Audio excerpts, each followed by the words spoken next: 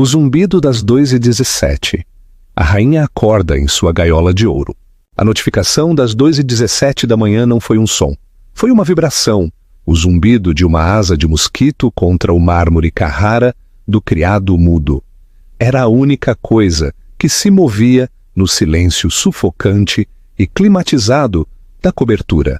Clara Olmedo, grávida de 6 meses e completamente acordada, fitou o segundo iPhone, aquele que seu marido, Rafael Bastos, garantia ser apenas para mercados internacionais. A tela estava preta, mas o texto de pré-visualização brilhava com uma intimidade venenosa. Nova York, The Ritz, 21 Ares. Não se atrase. Naquele instante, o silêncio de sua vida, comprado com 50 milhões em imóveis de luxo na Avenida Faria Lima, em São Paulo, se transformou em um túmulo. O silêncio na cobertura era a coisa mais cara que Rafael Bastos possuía. Era um vazio profundo e aveludado, adquirido com vidros acústicos triplos, 600 metros quadrados de ar, muito acima do bairro do Itaim Bibi, e uma equipe que se movia como sombras. Para Clara, agora Clara Olmedo, nos últimos 3 anos, esse silêncio tinha parecido paz. Agora, parecia uma pressão que roubava o ar de seus pulmões. Ela parou no centro de seu closet cavernoso, um espaço maior que seu primeiro apartamento de solteira em Belo Horizonte. Prateleiras de ternos sob medida de Rafael, Hermenegildo Zegna, Ricardo Almeida, Savile Row, erguiam-se como um exército disciplinado de um lado. Seu próprio guarda-roupa, uma coleção vibrante de alta costura que ele havia escolhido pessoalmente, confrontava o dele em uma explosão de cor e seda. Ele costumava chamá-la de sua ave exótica, e esta era sua gaiola dourada, forrada de Dior e Chanel. Clara acariciou a barriga, onde a curva leve, mas firme, dos 6 meses de gravidez, era inegável. Este bebê, o filho deles, deveria ser a peça final perfeita de sua vida perfeita, o herdeiro da dinastia de Private Equity Bastos. Mas a alegria que sentiu durante o primeiro trimestre havia se endurecido em um nó frio e pesado no estômago. A traição não veio como um evento repentino e devastador. Foi um veneno lento que se infiltrou nos alicerces de seu casamento. Começou com as pequenas coisas, as noites no escritório que se estendiam até as manhãs, as viagens de negócios urgentes para Hong Kong e Munique, que o deixavam com o cheiro de um perfume que não era o dela. Um aroma fraco e enjoativo, The Portrait of a Lady, de Frédéric Malle, muito sofisticado, muito deliberado para ser um acidente. Era a forma como ele virava o celular, uma tela que antes estava aberta para ela, agora transformada em um segredo sombrio e guardado. Rafael era uma criatura de hábitos e arrogância imponente. Essa combinação, Clara estava começando a perceber, seria a sua ruína. Ele acreditava que era muito inteligente para ser pego e que ela era muito dócil, muito apaixonada para sequer suspeitar. Ele estava errado nos 2 aspectos. A primeira rachadura real na fachada apareceu há 1 mês. Ele havia deixado o celular secundário, aquele que ele dizia ser para negócios internacionais, carregando em seu criado mudo, um erro quase ridiculamente amador. Às 2h17 da manhã, enquanto Clara jazia acordada, lidando com a insônia induzida pela gravidez, ele se iluminou, não com uma ligação ou mensagem, mas com uma notificação de calendário. Sofia, The Ritz, 21 Ares. Não se atrase, Sofia. O nome era elegante, exótico, soava caro, como tudo na vida de Rafael. O coração de Clara batia contra suas costelas, uma tamborilagem frenética no silêncio sufocante. Seu primeiro instinto foi pegar o telefone, acordá-lo e gritar para estilhaçar a superfície plácida de suas vidas com as bordas dentadas de sua dor. Mas um instinto mais profundo e frio assumiu o controle. Um instinto que ela pensou ter enterrado há muito tempo, de uma vida antes de Rafael. Antes de ser Clara Olmedo, esposa da alta sociedade e filantropa em treinamento. Ela foi uma vez Clara Ruiz, uma das investigadoras de oposição mais perspicazes de São Paulo. Seu trabalho não era a contabilidade, era o desmantelamento. Ela desmantelava carreiras políticas. Ela seguia o dinheiro real, o dinheiro sujo, para descobrir a podridão enterrada sob camadas de pactos complexos e mentiras corporativas. Ela não caçava apenas predadores financeiros. Ela caçava os políticos que eles possuíam. Foi ela quem encontrou a conta offshore que acabou com a carreira de um senador, aquela que rastreou uma doação de caridade até um oligarca russo, matando efetivamente uma nomeação para ministro. Ela havia deixado tudo por Rafael. Estava exausta, cínica e cansada da luta. Ele havia parecido tão sólido, tão charmoso, tão real. Ele lhe prometeu uma vida de paz, uma vida onde ela não teria que lutar mais. Ela acreditava ter encontrado um amor que fazia sua vida antiga de suspeita e planilhas parecer cinza e irrelevante. Agora, olhando para aquela tela brilhante, ela percebeu que não tinha abandonado aquilo. Estava apenas dormente. Naquela noite, ela não dormiu. Saiu da cama, seus movimentos tão silenciosos quanto os funcionários que raramente via. Foi para o escritório em casa, um espaço branco estéril que ela raramente usava. Ligou seu laptop criptografado, uma relíquia de sua vida antiga que Rafael achava adoravelmente paranoica, e começou a cavar. Ela não começou pelo celular dele, começou pelo dinheiro dele. O dinheiro nunca mente. As finanças de Rafael eram um labirinto de empresas de fachada, holdings offshore e fundos cegos, projetados para minimizar impostos e maximizar o sigilo. Para qualquer outro, seria impenetrável. Para Clara, era um idioma que ela falava fluentemente. Seu erro havia sido o amor. Ela havia se cegado voluntariamente. Ela aceitou sua explicação de que essa complexidade era simplesmente um negócio inteligente. Sua maior arma era a arrogância máxima dele. Quando se casaram, ele lhe deu acesso às contas mestras do escritório familiar. Foi um grande gesto romântico, um símbolo de sua parceria. Ele nunca imaginou que ela possuísse a habilidade de realmente compreender o sistema, muito menos navegá-lo. Ele pensava que seu trabalho de pesquisa de oposição era fofoca e leitura de registros de votação. Ele não tinha ideia de que ela podia ler uma confirmação de transferência bancária como uma página de poesia. Por semanas, ela passou suas noites mapeando o império dele enquanto ele dormia ou estava em um de seus jantares de negócios. Ela era um fantasma na máquina, rastreando transferências bancárias, analisando extratos de cartão de crédito e cruzando relatórios de despesas. E lá estava ela, Sophia LaRue. O nome apareceu repetidamente. Um apartamento na Vila Nova Conceição, pago por uma empresa de fachada nas Ilhas Virgens Britânicas, BVI, a Bastos Capital Holdings Directive, diretamente ligada a Rafael. Um cartão Amex Centurion Black, um adicional em uma conta que Clara nunca tinha visto, acumulando despesas no shopping Iguatemi, Cartier e hotéis 5 estrelas ao redor do mundo.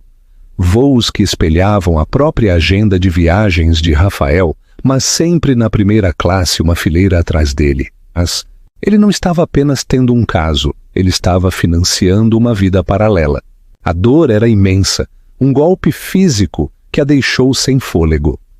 Ela se sentava em seu escritório frio às 4h da manhã, uma mão na barriga inchada, a outra rolando pelas faturas do Hotel Four Seasons, em Hong Kong. O bebê chutava, como se sentisse sua angústia, e as lágrimas finalmente vieram, lágrimas silenciosas e quentes de humilhação. Mas a estrategista nela estava desapegada. A dor era um dado. Ela a impulsionava. A magnitude do engano era assombrosa. Não era apenas o dinheiro. Era o planejamento meticuloso, os anos de mentiras tecidas em cada "eu te amo", cada carícia suave em sua barriga, cada promessa sussurrada. Cada sorriso que ele lhe dava em jantares à luz de velas agora se revelava parte de uma grande ilusão, uma na qual ela havia vivido sem questionar. Seu estômago revirou com o peso dessas lembranças, agora coalhadas e contaminadas. Ela cavou mais fundo, para além da amante, em direção à verdadeira fortaleza. O negócio dele. Ela encontrou os pontos de alavancagem, as dívidas ocultas, os sócios secretos. Ela encontrou a pasta de contingência, enterrada em um servidor que ele acreditava estar isolado do ar. Airgapped era a pasta de chantagem dele, podres sobre seus concorrentes, sobre políticos corruptos, até mesmo sobre membros da diretoria de sua própria empresa. Era assim que ele vencia, não por ser mais inteligente, mas por ser mais sujo. Agora ela entendia o homem com quem havia se casado. Ele não era um rei, era um parasita, e ela era apenas sua última hospedeira. Mas o verdadeiro catalisador, o evento que a transformou de uma mulher traída em algo muito mais perigoso, veio na terça-feira passada. Rafael estava em uma teleconferência em seu escritório em casa. Ele chamava de seu esquife, sala segura, uma sala à prova de som que ele construiu para negociações delicadas. As portas pesadas estavam fechadas. Ele acreditava que eram impenetráveis. Não eram. Não se você estivesse do lado de fora, e não se a porta estivesse, por algum milagre do destino, deixada entreaberta uma fração de centímetro. Clara estava a caminho da cozinha, seus pés descalços silenciosos sobre o mármore frio. Ela estava prestes a passar pela porta quando ouviu a voz dele, baixa, aguda e despojada de seu charme habitual. Ele não estava falando sobre aquisições ou ligações de investidores. Estava falando sobre ela. As cláusulas matrimoniais são inquebráveis, Kenzo. Ela leva 1 milhão. Isso é tudo. Ela reconheceu o nome, Kenzo Takahashi, o advogado notoriamente implacável de Rafael, um homem com a alma de um tubarão. Clara congelou, a mão achatada contra a parede do corredor. Seu sangue gelou. Mas a gravidez complica as coisas, continuou Rafael, seu tom como sílex. A imagem é horrível. Não podemos ter um divórcio público e bagunçado. Não com o lançamento do novo fundo. Uma pausa. Depois as palavras que pararam seu coração. Então, controlamos a narrativa. Vamos construir um caso instável, hormonal, emocionalmente errática. Vamos ordenar uma avaliação psicológica. Provaremos que ela é uma mãe inapta. Mãe inapta. A frase a atingiu como um tapa. Ele ia tirar seu filho dela. A voz de Kenzo veio pelo viva-voz, calma e mortal. As cláusulas dão a ela um pagamento único. Ela vai lutar, é claro, mas uma vez que tivermos a alavancagem da criança, ela cederá, aceitará o acordo e desaparecerá. Visitas supervisionadas 2 vezes por ano. Se ela se comportar. Seus joelhos fraquejaram. Ela se agarrou à parede para se estabilizar, sua respiração vindo em arfadas superficiais. As paredes que antes a protegiam agora pareciam estar se fechando, testemunhas silenciosas de uma traição tão profunda que a esvaziou. Cada célula de seu corpo gritava para invadir, confrontá-lo, arrancar seus olhos, mas algo mais forte a deteve. Não medo, não mágoa. Clareza. Clara teve que tapar a boca para evitar que o soluço escapasse. Mas não era um soluço de tristeza. Era um soluço de raiva pura e incandescente. Ele não estava apenas planejando deixá-la. Ele estava planejando apagá-la, pintá-la como delirante, pegar a única coisa que ainda importava no mundo. Ele ia usar o filho deles como uma arma para destruí-la. Naquele momento, parada no corredor frio e silencioso de sua gaiola dourada, a esposa de coração partido morreu. A estrategista renasceu, armada com a fúria de uma mãe. Ele queria deixá-la sem nada. Ela o deixaria com menos. Ela se afastou da porta, tão silenciosa quanto havia se aproximado. Sua mente, há poucos momentos, um turbilhão de dor, agora era um tabuleiro de xadrez. Isso não era mais sobre desilusão amorosa. Isso era guerra. E ela, Clara Ruiz, nunca havia perdido uma guerra. Ela foi para seu escritório e trancou a porta. Abriu seus mapas financeiros. Ela tinha visto as paredes mestras, os pontos de pressão, as pedras angulares que sustentavam o grande arco de sua fortuna. E ela começou a redigir um plano, não para o divórcio, para a demolição. Ela precisava de um aliado, alguém em quem pudesse confiar implicitamente, alguém cujas habilidades complementassem as suas, alguém que odiasse Rafael Bastos quase tanto quanto ela o odiava agora. Ela pegou seu celular descartável, um dispositivo simples e impossível de rastrear, que ela havia comprado com dinheiro vivo semanas antes, e digitou uma única mensagem para o único número salvo nele: seu irmão, Daniel Ruiz. Daniel era a ovelha negra da família, um gênio da cibersegurança, um verdadeiro hacker white hat que vivia em um loft apertado em Florianópolis, trabalhando para uma pequena empresa de segurança digital. Ele via o mundo em código, linhas de breach e proteção. Ele sempre desprezou Rafael, chamando-o de sociopata carismático, desde a primeira vez que se conheceram no Natal. Clara uma vez descartou isso como ciúme fraternal. Agora ela via como a verdade mais clara que jamais havia ignorado. A relação deles era complicada. Ela o havia tirado de sérios problemas anos atrás. Uma indiscrição juvenil envolvendo o Ministério da Defesa. Ele lhe devia uma, e ambos sabiam disso. Sua mensagem foi simples. Operação Bonaparte, você está dentro? Era um código da infância deles, uma referência à fuga de Napoleão de Elba, sua abreviação para um plano audacioso, arriscado e que exigia execução impecável. A resposta veio em menos de 30 segundos. Por você, Clara, eu queimaria a internet. Mande as coordenadas. O plano tinha um nome. Agora precisava de um cronograma. Clara abriu o calendário de Rafael.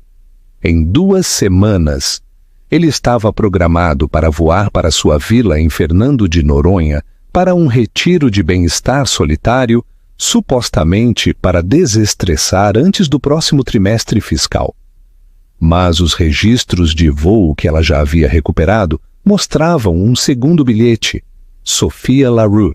Eles estariam juntos do outro lado de um oceano, emaranhados em lençóis que Clara havia pago. Eles estariam dormindo e ela estaria trabalhando. Nos 14 dias seguintes, Clara interpretou o papel da mãe devota, radiante e grávida. Ela fingiu desejos por picles e sorvete. Ela discutiu paletas de cores para o quarto do bebê. Ela decidiu por um azul pálido e relaxante, e sorriu calorosamente toda vez que Rafael tocava sua barriga. Cada sorriso era uma mentira.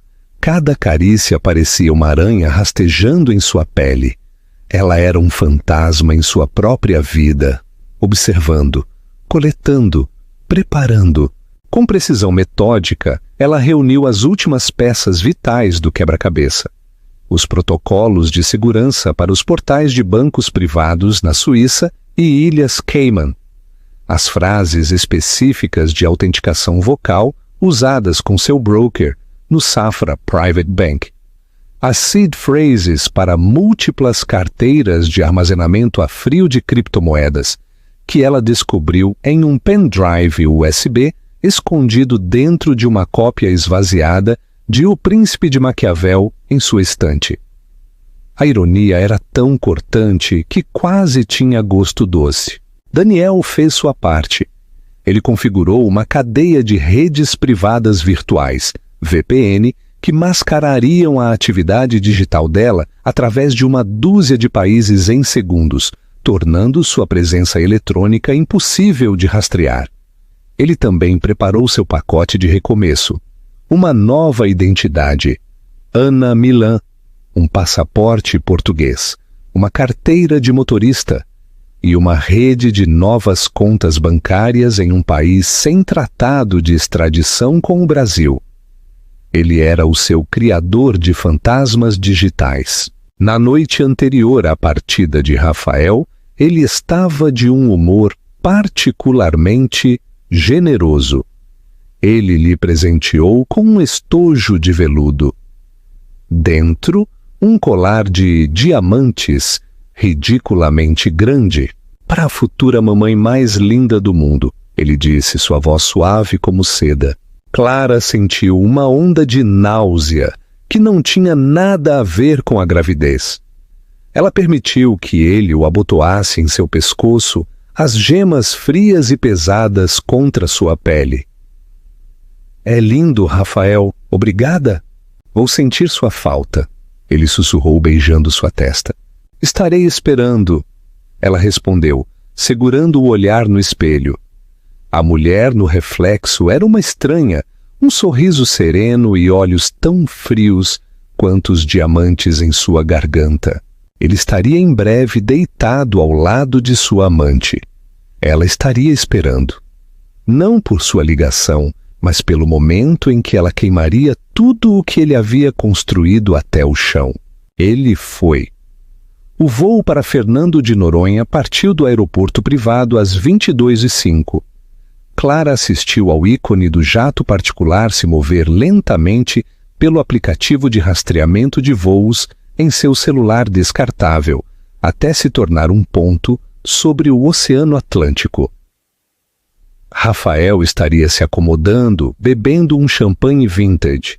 Sofia estaria com ele. A atuação havia começado. A atuação de Clara terminou no momento em que a porta pesada da cobertura se fechou atrás dele. A máscara de doce e dócil escorregou. Ela se moveu pela casa silenciosa e opulenta, seus passos ecoando na imensidão. Ela caminhou até o closet e tirou o colar de diamantes. Não o devolveu ao estojo de veludo. Ela o deixou cair sobre o tapete felpudo, onde ele jazia como uma serpente brilhante. Nunca foi um presente. Era uma algema. Ela não a usaria mais. Seu centro de comando era agora seu escritório em casa, branco puro, transformado. Um segundo monitor, trazido pelo mensageiro de Daniel 2 dias antes, ficava ao lado de seu laptop criptografado. Uma ventoinha silenciosa zumbia suavemente na mesa. Perto havia uma garrafa térmica de chá de camomila morno, 3 barras de proteína e uma bateria externa de alta capacidade. Este era o seu quarto de guerra. O espaço era frio, estéril, mas zumbia com uma eletricidade que ela não sentia há anos. Esta era a casa. Seus dedos pairaram sobre o teclado, sua mente percorrendo cada passo com clareza cirúrgica. No entanto, por baixo disso, seu pulso batia erraticamente, um baque surdo de adrenalina e terror maternal. Não haveria segundas chances. A batalha duraria aproximadamente 8 horas. A janela entre Rafael adormecer no meio do voo e seu banco privado em Genebra abrir as portas para negócios. Ela colocou o fone de ouvido e iniciou uma chamada segura e criptografada de ponta a ponta para Daniel. Fase 1, você está verde? A voz de Clara era plana, composta. Verde em todos os aspectos. Daniel respondeu, sua voz crepitando ligeiramente, mas igualmente firme. Estou dentro da infraestrutura da Bastos Capital agora mesmo. É uma fortaleza, Clara. Mas ele deixou a chave debaixo do tapete. A integração da casa inteligente. Ela não perguntou. Exatamente. Daniel confirmou. Ele ligou tudo. Câmeras de segurança, controles de clima, até o servidor on-site, a um único hub de IoT por conveniência. A segurança dele é apertada, mas o firmware tem uma pequena falha. Eu estou dentro. Tenho acesso completo à rede interna. Posso monitorar cada pacote de dados que entra e sai. Se um alarme silencioso disparar, eu o matarei antes que ele sequer pense em discar. Você é invisível? Clara respirou fundo e devagar. Certo, Daniel, eu vou entrar. Sua estratégia era uma cascata, projetada com precisão para velocidade e devastação. Ela não apenas esvaziaria uma conta, ela iniciaria um colapso financeiro sincronizado e multifacetado. Ela se inclinou para a frente, seus dedos apertando o teclado. Cada toque na tecla seria uma ferida. Cada confirmação, uma pequena detonação. Ela não estava apenas desmantelando o império dele. Ela estava reivindicando sua própria voz. Uma transação de cada vez. Sua lista era ordenada por liquidez e risco. Primeiros alvos, contas de corretagem. Morgan Stanley e Goldman Sachs. Este era o núcleo de seu patrimônio líquido. Centenas de milhões em ações, títulos e fundos mútuos. Acessá-los exigia mais do que uma simples senha. Exigia um código de autenticação de 2 fatores, 2FA, enviado para o celular principal de Rafael. O celular dele estava atualmente a 35 mil pés no ar, configurado no modo avião. Inútil para ele, mas não para ela. Daniel, ela disse, estou iniciando o login no portal do Morgan Stanley. Preciso que você intercepte o 2FA. Me avise quando enviar. Clara digitou o nome de usuário e a senha complexa. R. Bastos, Rei Leão. Ela havia descoberto isso semanas atrás. A arrogância dele era sua maior aliada. O portal solicitou um código de 6 dígitos. Enviado, já peguei. Daniel disse. Uma pausa tensa de 4 segundos. O SMS foi redirecionado para um número virtual. Depois para mim. Estou vendo o pacote. O código é... Os dedos de Clara voaram. S92, acesso concedido. Ela estava dentro. Uma vertiginosa variedade de números, símbolos de ações e registros de transações encheu a tela. Uma carteira avaliada em mais de 300 milhões de dólares. Seu coração batia forte, mas suas mãos estavam firmes. Ela havia ensaiado este momento em sua mente 100 vezes. Ela não liquidou tudo de uma vez. Isso dispararia alertas, disjuntores, bandeiras do sistema. Em vez disso, ela iniciou uma série de operações em blocos estratégicos. Grandes posições em ações de primeira linha, altamente líquidas, foram vendidas em transações cuidadosamente espaçadas e imediatamente convertidas em dinheiro. Agora vinha o passo crítico, movê-lo. Ela não podia transferir os fundos diretamente para suas novas contas. Aqui é onde o próprio labirinto de empresas de fachada de Rafael entrou em jogo. Nos últimos 3 anos, ela ocasionalmente usou seu sobrenome de solteira, Clara Ruiz, para estabelecer pequenas empresas de consultoria para estruturação de investimentos. Cascas vazias, entidades esquecidas. Até agora, Clara havia silenciosamente, ilegalmente, assumido o controle total de 3 delas. Da conta Core do Morgan Stanley, ela iniciou uma cadeia de transferências bancárias, cada uma logo abaixo de $1 milhão, para evitar uma supervisão intensificada. O destinatário, Ruiz Strategic Holdings. A nota de pagamento, serviços de consultoria prestados. De lá, o dinheiro saltaria de Ruiz Strategic para uma segunda casca, em seguida para uma terceira, antes de finalmente aterrissar em seu destino final. Uma nova conta corporativa em um banco privado em Liechtenstein, sob o nome Helvetia Strategic Solutions, uma entidade totalmente controlada por uma tal Ana Milan. Foi um processo meticuloso: login, autenticar, executar, transferir, repetidamente, por 2 horas seguidas. Ela repetiu o processo exato com a conta do Goldman Sachs. Os números na conta de Liechtenstein subiram a um ritmo assombroso. Segundo alvo, os bastiões offshore. Safra Private Bank, em Genebra, e um banco menor nas Ilhas Cayman. Este era o dinheiro antigo. O dinheiro enterrado. Também era o mais difícil de contornar. A segurança neste nível era biométrica. Para acessar a conta do Safra, Rafael usava a autenticação por voz. "Você precisa me dar o melhor do seu Rafael", disse Daniel, sua voz com um traço de humor negro. Clara estava pronta.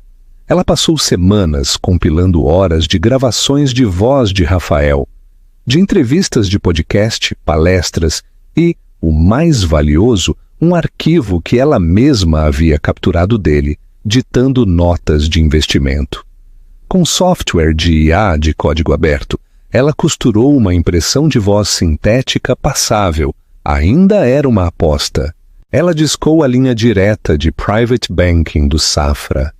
Uma voz suíço-alemã nítida atendeu. "Preciso autorizar uma transferência", Clara replicou, sua voz mascarada pelo software avançado de alteração de voz que Daniel havia fornecido. "É claro, senhor. Por favor, diga seu nome e número de conta." Ele forneceu os detalhes. "Obrigado, senhor Bastos. E agora para a autenticação vocal. Por favor, diga a frase: 'O ar da montanha é o mais puro.'" Era isso. Clara clicou em um botão. A voz digitalmente recriada de Rafael Bastos proferiu a frase: "O ar da montanha é o mais puro." Um silêncio longo e agonizante se seguiu. "Verificação bem-sucedida", o banqueiro disse. "Como podemos direcionar seus fundos, senhor Bastos?" Uma onda de alívio a percorreu. Ela rapidamente ditou as instruções de transferência, movendo o saldo completo, assombrosos $200 milhões, para a mesma conta de Liechtenstein. Terceiro alvo, a criptomoeda ilocalizável. Rafael havia se gabado de que era seu seguro apocalíptico.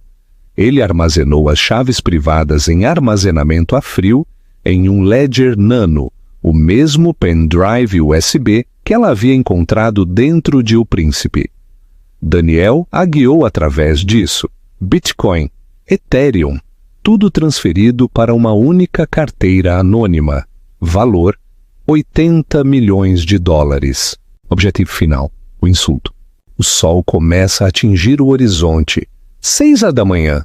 Sua janela estava se fechando. Era a hora das contas nacionais. Ela fez login na conta corrente conjunta deles. Saldo: $786.752. Esta era a conta da vida deles. Hipoteca, pessoal, sua mesada mensal. Ela a esvaziou até o último centavo. Então ela parou, ela se permitiu um sorriso sombrio. Ela iniciou uma transferência final, um depósito na mesma conta conjunta.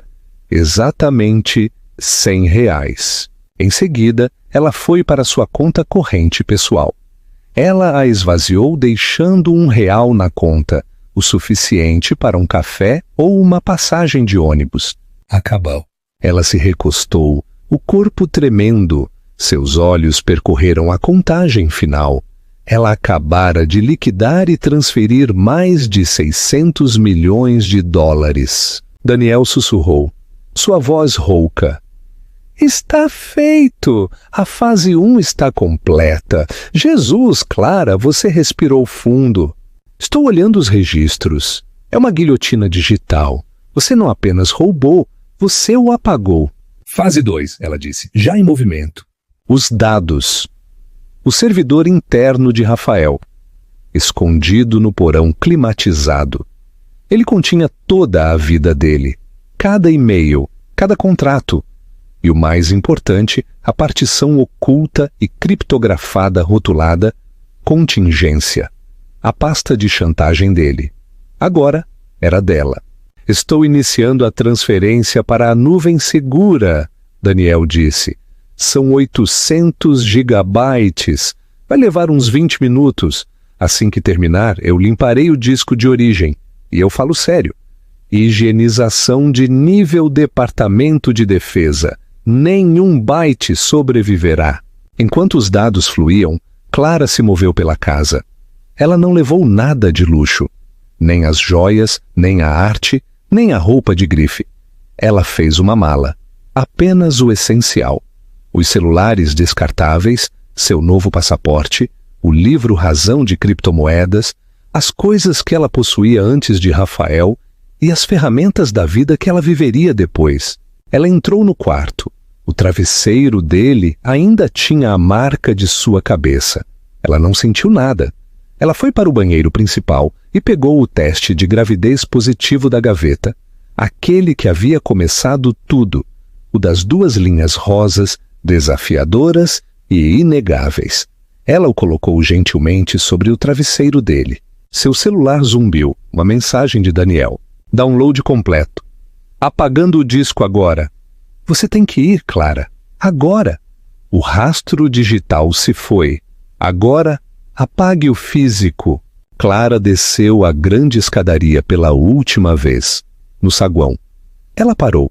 Seus olhos pousaram em uma foto emoldurada dela e de Rafael no dia do casamento. Eles pareciam tão felizes. Tudo era uma mentira. Ela tirou a única chave de casa de sua bolsa e a colocou sobre a mesa de mármore sob o retrato. Então ela saiu pela porta da frente, deixando-a destrancada. No final do longo e sinuoso caminho de sua outra casa, a mansão em Angra dos Reis, para onde ela havia dirigido em um carro alugado, reservado sob um nome falso, um carro de serviço indetectável, já estava esperando. O sol estava nascendo. Era o primeiro dia de sua nova vida e o último dia de Rafael Bastos. Ele simplesmente ainda não sabia. Rafael Bastos acordou com o suave estrondo da descida em Fernando de Noronha e a voz melíflua de uma aeromoça oferecendo uma toalha quente. Ele se sentia invencível. O voo havia passado em uma névoa de felicidade e ausência de sonhos. Ele passou as primeiras 2 horas enviando mensagens para Sofia, flertando com ela, antes de cair em um sono profundo. Ele era um rei nas nuvens, voando para sua amante, com sua vida perfeita e sua esposa grávida, esperando-o obedientemente em casa. Ele desembarcou, passando rapidamente pela fila da alfândega privada. Logo adiante, Sofia estava esperando. Ela parecia radiante em um vestido de linho branco. Ele a beijou com força. Uma afirmação possessiva e pública. A espera acabou. Ela respondeu, guiando-o para o elegante Mercedes preto que esperava para levá-los à vila. O primeiro indício de problema foi sutil. Enquanto eles afundavam nos assentos de couro luxuosos, Rafael puxou seu cartão Amex Centurion para dar gorjeta ao concierge privado. Minhas desculpas, senhor Bastos, o homem disse educadamente. Foi negado. Rafael piscou. Negado? Impossível! Tente novamente. O homem o fez. Mesmo resultado. Rafael franziu a testa e puxou outro cartão. Um JP Morgan Reserve. Negado. Sofia observou um toque de preocupação em seu rosto. Tudo bem, querido? Não é nada. Rafael retrucou, o rubor subindo em suas bochechas. Ele pegou uma pilha grossa de reais em sua carteira e entregou-a. Provavelmente um problema de rede, mas algo frio havia se instalado sob sua pele. Ele ficou em silêncio durante a viagem. Distraído, distante, ele continuou checando o celular, abrindo seus aplicativos bancários. Credenciais inválidas. Por favor, entre em contato com o atendimento ao cliente. Ele tentou redefinir uma senha. A solicitação de um código de confirmação foi enviada para seu e-mail. Quando Rafael tentou acessar sua caixa de entrada, encontrou outra barreira. Atividade incomum detectada em sua conta. O acesso foi temporariamente suspenso. Quando chegaram à grande vila à beira-mar, o humor de Rafael havia azedado completamente. Ele invadiu o escritório, batendo a porta. Ele precisava falar com seu banqueiro privado no Morgan Stanley. Daniel Chen, Sr. Bastos, disse a voz familiar. Bom dia. Ele estava esperando sua ligação. Daniel, que diabos está acontecendo? Rafael retrucou. Nenhum dos meus cartões funciona. Estou bloqueado de tudo. Houve uma pausa. Quando Daniel Chen falou novamente, sua voz estava tensa, formal. Rafael? De acordo com nossos registros, uma liquidação total de sua carteira foi iniciada, aproximadamente às 23h, hora de São Paulo, ontem à noite. Todos os ativos foram convertidos em dinheiro e transferidos por cabograma. Rafael ficou pálido. O quê? Isso é impossível, eu estava em um avião. Temos os registros, Daniel respondeu, sua voz clínica. O login foi verificado. Os códigos de autenticação de 2 fatores foram inseridos. Todos os fundos foram transferidos para uma conta de holding corporativo. A partir das 13h45 desta manhã, seu saldo conosco é 0. 0! Rafael repetiu. A palavra soou estranha. O mesmo padrão foi detectado no Goldman, Daniel disse baixinho. E acabei de receber alertas de nossos bancos correspondentes em Genebra e nas Ilhas Cayman. Suas contas offshore foram esvaziadas. O telefone de Rafael escorregou de seus dedos inertes. Ele desabou em uma poltrona, sua mente girando. Isso não era um hack. Um hacker teria deixado uma bagunça. Isso foi cirúrgico. Isso não foi aleatório. Foi pessoal. E então o pensamento veio. Tão absurdo, tão massivo. Quase o fez rir. Clara. Não, impossível. Doce e dócil Clara. A mulher que planejava eventos de caridade. A mulher que não conseguia... Ele pegou o telefone e discou o número dela. Direto para a caixa postal. Ele ligou para o telefone da casa, tocou e tocou. Nenhuma resposta. O pânico, uma emoção que Rafael não experimentava desde a adolescência, começou a subir em seu peito. Ele ligou para Kenzo Takahashi. Kenzo! Ele latiu. Ela se foi! Tudo! O dinheiro! Tudo se foi! Rafael, Kenzo disse firmemente, foque. Diga-me o que está acontecendo. Rafael relatou a história. Quando terminou, houve um silêncio longo e pesado. Ela, Rafael sussurrou. Tem que ser ela. Sua esposa? Kenzo soou hesitante.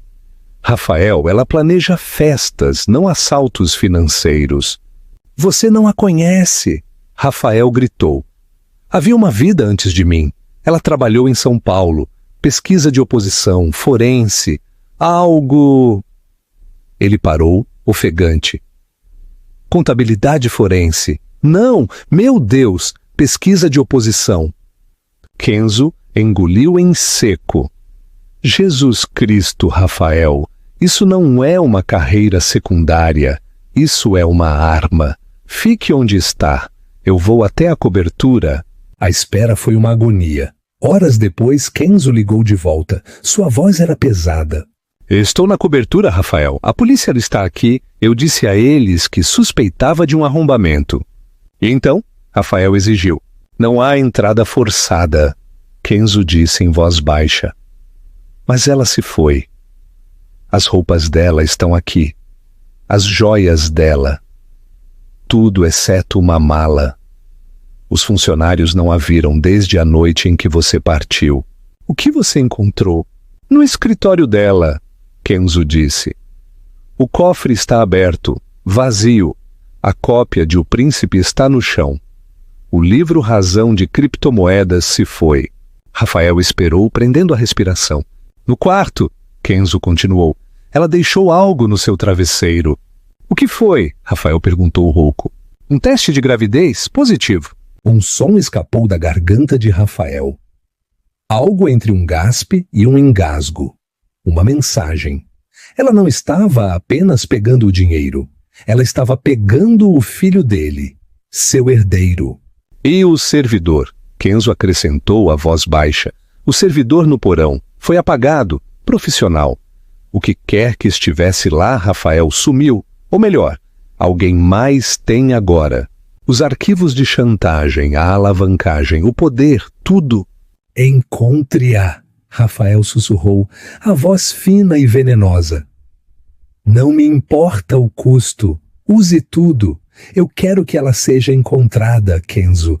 Eu quero meu filho. E eu quero que ela pague. Encontrem Clara Ruiz. A caçada havia começado, mas Clara Ruiz não existia mais. Uma semana depois, uma mulher chamada Ana Milan, visivelmente grávida, desceu de um trem em Lisboa, Portugal. Ela usava roupas simples. Seu cabelo, antes brilhante, estava cortado e tingido de castanho rato. Ela se registrou em um modesto apartamento pré-pago com vista para o rio Tejo. Naquela noite, ela recebeu uma mensagem criptografada de Daniel. Eles são bons, Clara. A equipe do Kenzo é astuta. Estão rastreando o fluxo de dinheiro. Encontraram a conta de Liechtenstein. Estão se movendo para congelá-la. Ana Milan, também conhecida como Clara Ruiz, sentiu um sorriso pequeno e frio tocar seus lábios. Ela digitou sua resposta. Eu sei. Eu esperava que eles o fizessem. Quanto havia quando eles congelaram? A resposta de Daniel veio instantaneamente. Cerca de 5 milhões de dólares. Ana tomou seu chá de ervas. Bom, essa era a isca. O resto já está em armazenamento a frio e barras de ouro, em um cofre em Zurique. Deixe-os ficar com os 5 milhões de dólares. É a taxa de achado deles.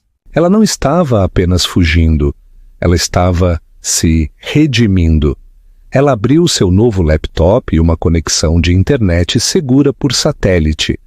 Ela abriu o arquivo de contingência de 800 gigabytes. Ela não o enviou para a imprensa. Isso era bagunça. Esse era o jeito de Rafael. O jeito dela era cirúrgico. Ela anonimizou um único arquivo. Prova de insider trading específico de Rafael em um recente acordo agrícola. E enviou-o para um portal dedicado a delatores da CVM, Comissão de Valores Mobiliários. Ela pegou outro arquivo. Prova de um caso de um senador brasileiro financiado por um fundo de propinas da Bastos Capital e enviou-o diretamente para a esposa do senador, uma mulher que Clara conhecia de seus dias em São Paulo por ser muito mais implacável do que o marido. Finalmente ela pegou os arquivos que detalhavam os planos de Rafael para alavancar seus próprios sócios para fora do novo fundo e os enviou anonimamente para os próprios sócios. Ela fechou o laptop. A tempestade havia sido desencadeada. Não se tratava de dinheiro. O dinheiro era apenas a ferramenta. Tratava-se de justiça. Tratava-se de garantir que aquele homem nunca, jamais, pudesse usar seu poder para ameaçá-la ou ao filho deles novamente. Ele não perdeu apenas a esposa. Ele não perdeu apenas o filho. Ele perdeu a armadura que o tornava invencível. Final significativo. 3 meses depois, Ana Milan estava sentada em uma pequena varanda em Lisboa, o sol português brilhante aquecendo seu rosto. Ela segurava seu filho recém-nascido, Léo. Ela estava lendo as notícias internacionais em seu tablet. Rafael Bastos indiciado por múltiplas acusações de fraude de valores mobiliários. Senador Freitas afastado alegando motivos familiares. Olmedo Capital Partners solicita recuperação judicial após golpe interno. Ela olhou para o bebê adormecido em seus braços.